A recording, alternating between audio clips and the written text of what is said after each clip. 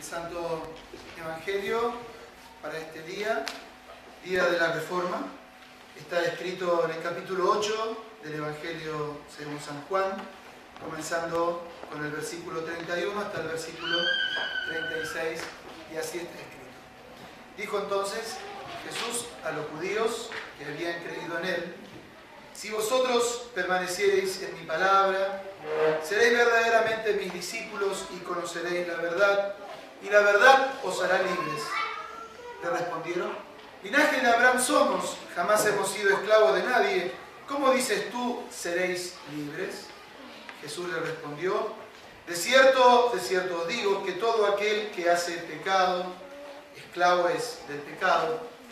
Y el esclavo no queda en la casa para siempre, el Hijo sí queda para siempre. Así que, si el Hijo os libertare, seréis verdaderamente libres. Es palabra de Dios. Alabanza sea a ti, oh Cristo. Nos preparamos para el mensaje de la palabra, cantando la última estrofa del himno Sostengo firme y sosegno. Vamos a citar.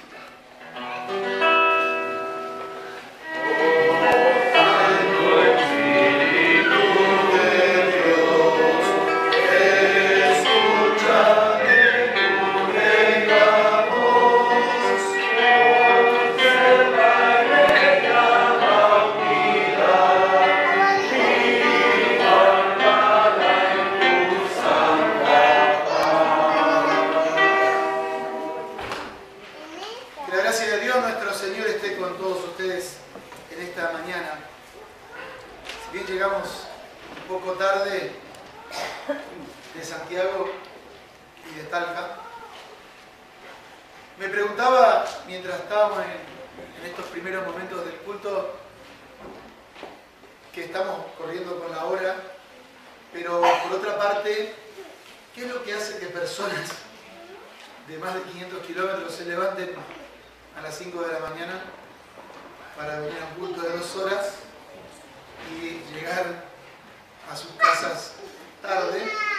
Que hace que personas que estén tomándose el fin de semana por la zona dejen su descanso y en vez de ir a pasear prefieran recorrer medio Valparaíso hasta llegar a la iglesia, porque algunos se perdieron para llegar acá. De paso pasamos el chisme, ¿no es cierto?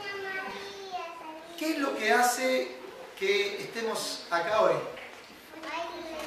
¿Será que tu jefe te mandó y te dijo: eres funcionario de colegio y si no va, vamos a tener problemas, así que mejor vamos? No sea cosa que alguno después pase lista y diga: a ver, ¿qué pasó el miércoles?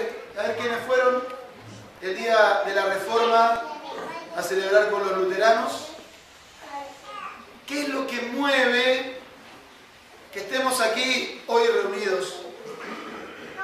Y no me equivoco al pensar y al afirmar que este versículo tan conocido de Jesús, de que la verdad los hará libres, es algo que atesoramos, es algo que nos moviliza y es algo por lo que aún hoy peleamos en estos tiempos, donde pareciera que la verdad es algo tan manoseado, tan manipulado, tan torcido según las manos, según el ojo o según el computador de quien escriba o el micrófono del que se le ocurra hablar, pensar y decir: esto es lo que Dios quiere. Al fin y al cabo, en cuestiones espirituales también pasa lo que va a pasar lamentablemente hoy en algunos lugares, cuando golpean las puertas y algunas personas pequeñas con otros más grandotes, ¿no es cierto?, que lo llevan y les enseñan estas cosas a los más pequeños, dirán: dulce o travesura, dulce o truco. ¿Qué elegirías si tuvieras que elegir? ¿Dulce o truco? Ojalá no elijas ninguna de las dos, ¿no es cierto?, porque en verdad por eso vas a estar siendo parte de algo que es mucho más, y vas a estar demostrando que eres esclavo, tal como el mismo Señor lo ha afirmado. A nadie le gusta ser engañado. Sea en la política, sea en la religión, o sea en el amor. ¿Qué sentimientos genera en el ser humano el ser engañado?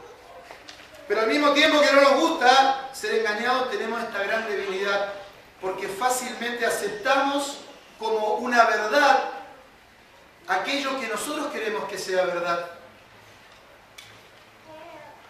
Y por tanto, el enemigo del Evangelio va sumando acciones en su empresa de apartar a las personas de Cristo y de apartar a la iglesia también en su intento permanente del único sustento y la única verdad que son las Sagradas Escrituras, y tienta a la iglesia y a los seres humanos a llevarse por su propia idea. Es como que cada día Satanás nos dijera, como cristianos luteranos, dulce truco, ¿qué vas a elegir? Pero al elegir cualquiera de las dos, estarás eligiendo el mal y no el bien. Nuestro Evangelio, el autoengaño aparece en esta conversación que tiene Jesús con los judíos. La conversación iba muy bien hasta que, e incluso algunos de los judíos estaban aceptando lo que el Señor les estaba diciendo, pero cuando Jesús le dijo a sus oyentes que eran esclavos, el tono de la conversación y el diálogo cambió abruptamente. Los judíos nerviosos protestan: nosotros somos descendientes de Abraham, nunca fuimos esclavos de nadie. Y a pesar de que eso era falso, porque los judíos, el pueblo de Israel había sido esclavo en Egipto, había sido esclavo en Babilonia y ahora estaba siendo dominado por Roma, cuando el Señor le dice esto, a pesar de esto Jesús tiene en mente un problema aún mucho más serio. Porque no es la esclavitud a seres humanos, sino esclavitud al pecado. Una acusación que alcanza a todas las personas. Quien peca es esclavo del pecado. Si los judíos no aceptaban que habían sido esclavos de los seres humanos, menos aún habrían aceptado que eran esclavos del pecado, porque Jesús estaba yendo muy lejos, en verdad. Ellos eran hijos de Abraham, eran libres y no había necesidad alguna de libertarlos de nada. Qué idea tonta, qué idea sin sentido la que el Señor estaba planteando. Qué gran engaño tenían estas personas, porque las pruebas de que ellos eran pecadores eran muchas, pero el pecado tiene esta particularidad que va hinchando el orgullo de las personas y las personas no pueden aceptar la verdad de la palabra de Dios. Eran esclavos de un poder que los hace pensar que eran libres. Dulce o truco. ¿Esclavo o esclavo?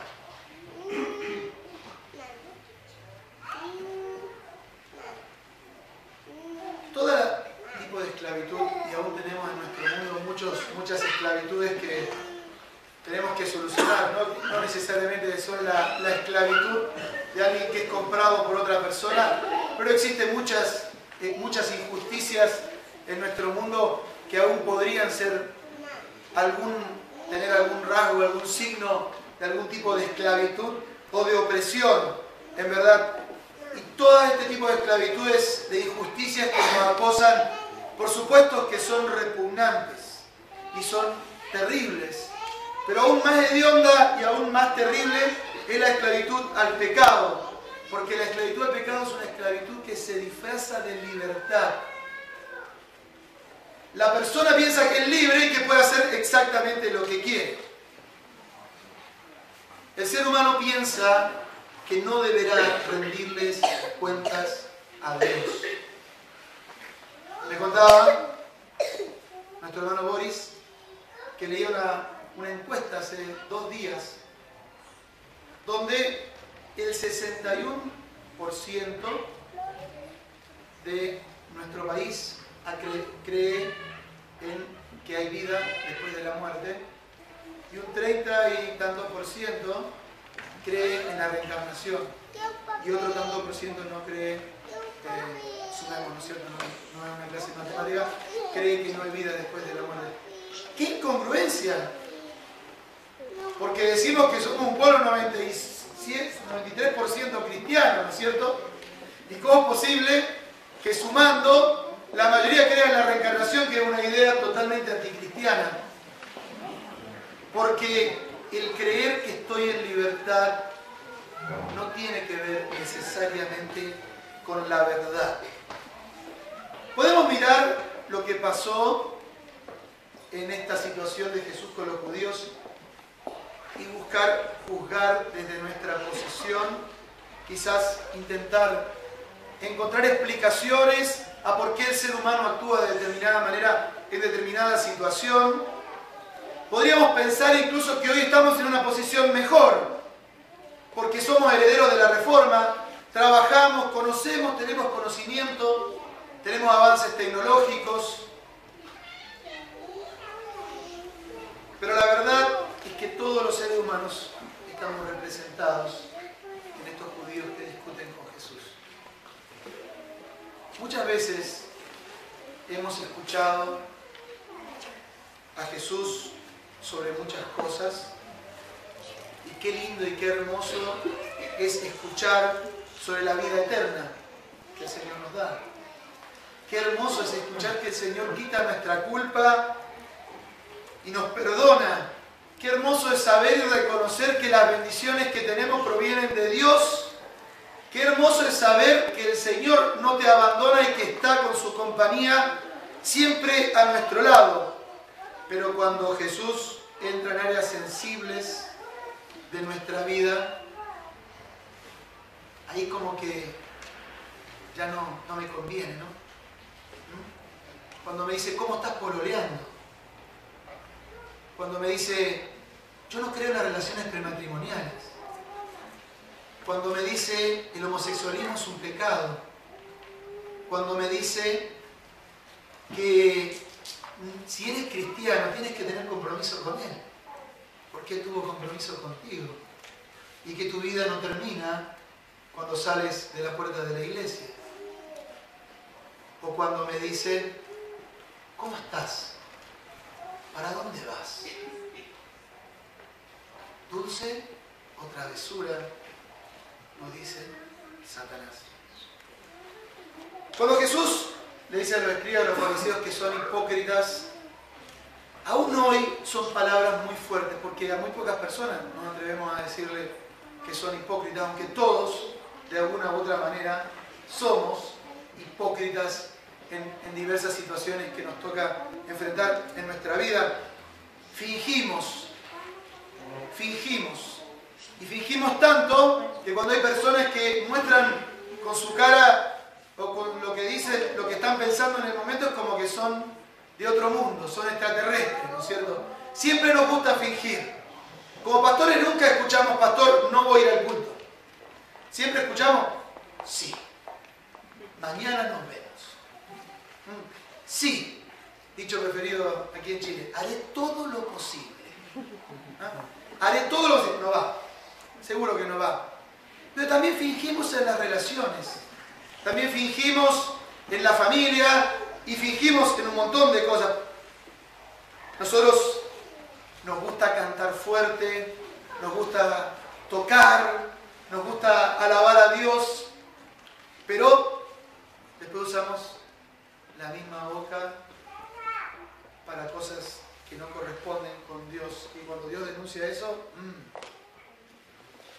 bueno, Señor, no me pidas que deje de decir garabatos. Total, oye, tú entiendes, ¿no? Bueno, Señor, somos débiles, la carne es débil. ¿Qué voy a hacer? Estoy con mi pololo, con mi polola. Y bueno, cosas más graves, por supuesto. Como fingir el amor, como no luchar por el amor y y por mantener nuestros matrimonios contra viento y marea en un mundo que está engañado y que cree que la verdadera libertad es hacer lo que quiere y como quiera. Hay cosas peores, por supuesto que sí. Cuando Jesús habla del amor de Dios a todas las personas, claro que nos alegramos, porque me alcanza, me toca, pero cuando revela nuestra falta de amor con esas mismas personas, nos desviamos del asunto.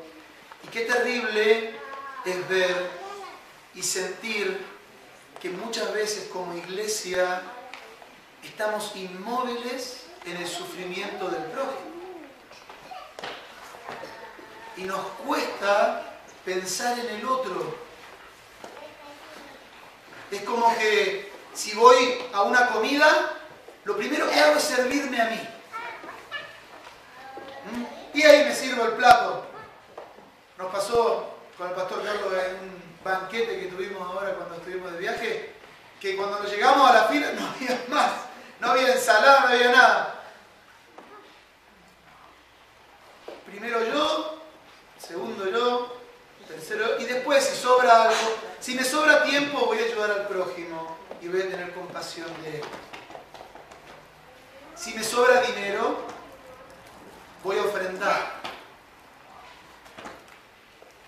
Si me sobra tiempo, voy a ir al culto. Porque primero tengo que ordenar la casa, cocinar, lavar, dejar la comida y después pensar en ir a alimentarme. No es que nosotros neguemos nuestros pecados, cuidado, ¿no? Sin duda que cuando estoy diciendo esto, muchos dicen, pucha, qué razón que tiene el pastor en lo que está diciendo, y quizás yo también alguna vez hice así.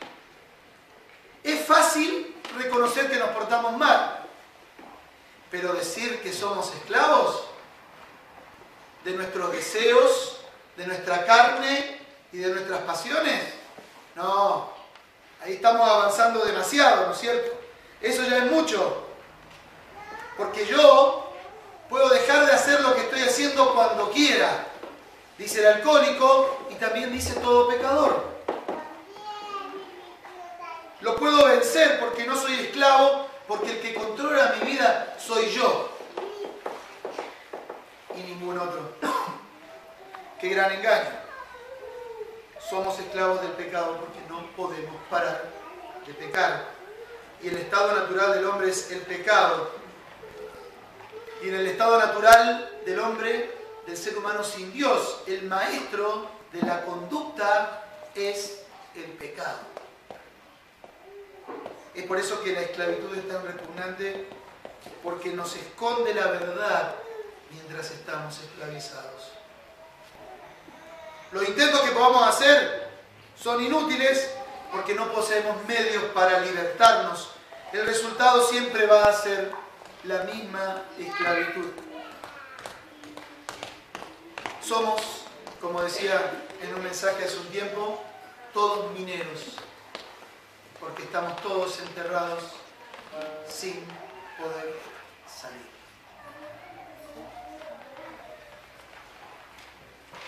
En verdad, estaríamos aún así si no fuese por la gracia de Dios, que siempre fue la misma en la historia, pero que estaba también oculta y que también estaba velada. Viendo la condición miserable, Dios envió la palabra libertadora, la verdad encarnada que es Jesús.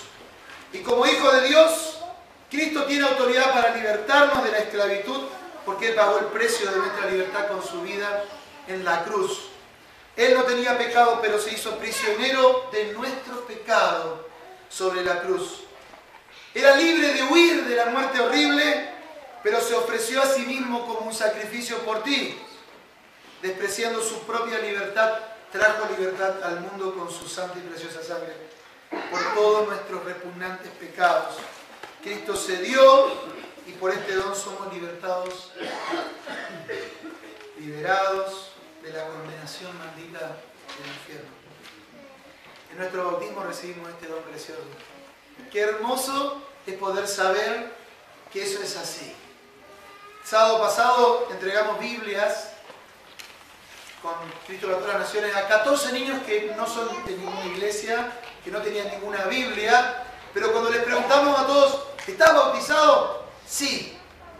Qué hermoso es saber que Dios lo hizo hijo de Dios y que siempre está dispuesto a escucharlos y a recibirlos una y otra vez. Porque en el bautismo recibimos la libertad de Jesús, morimos y resucitamos con Él, como dice Pablo en la epístola a los Romanos, y las pesadas cadenas de la esclavitud son hundidas, ahogadas en las aguas del bautismo, y entonces allí con el Espíritu Santo surge una nueva persona, aquel que conoce la verdad, aquel que es libre, o como bien dijo alguien, aquel que es luterano, porque la raíz de la palabra luterano es eleuterios, que significa el que es libre en el griego. No es por nuestras obras, sino que por lo que Jesús hizo en nuestro lugar. Fuiste liberado de la esclavitud del pecado. Pero para continuar libres, hay una sola cosa que es necesaria. Como dice el mismo Señor, es permanecer unidos a la palabra de la verdad, que es Cristo. Como Él mismo dijo, la verdad los hará libres. Si permanecéis en mis palabras, serán verdaderamente mis discípulos, conocerán la verdad y la verdad los hará libres. En esta unión con Jesús vamos a tener oposición. Vamos a escuchar permanentemente el dulce o truco. No vale la pena. Dulce o truco. No vayas a la iglesia. Dulce o truco. No me gusta el pastor. Dulce o truco. No es tan importante ir todos los domingos. No es tan importante comprometerme.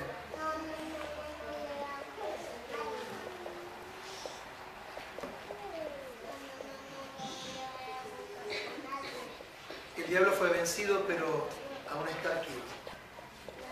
Y cada día nos hace pensar que no necesitamos de Jesús.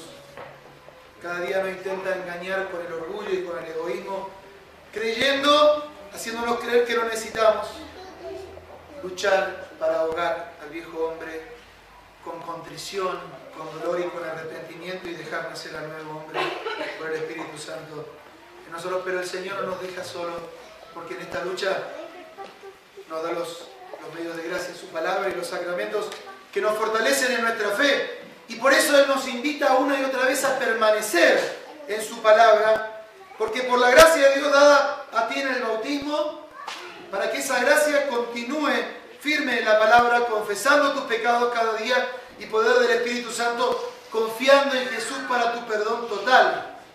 Por tanto, usa y estudia la Biblia. Toma la Santa Cena. Participa de tu iglesia, porque por el poder de Cristo vas a poder vencer la esclavitud del pecado. Y esta es la gran enseñanza de Cristo, que fue rescatada y enseñada nuevamente por Lutero en la Reforma.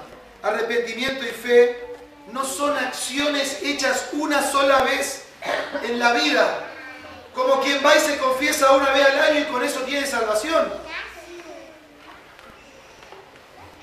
sino que son la vida y actitudes completas del cristiano en la tierra. El cristiano es liberado por la gracia de Dios en Cristo, que Él sí murió por nosotros una sola vez y para siempre.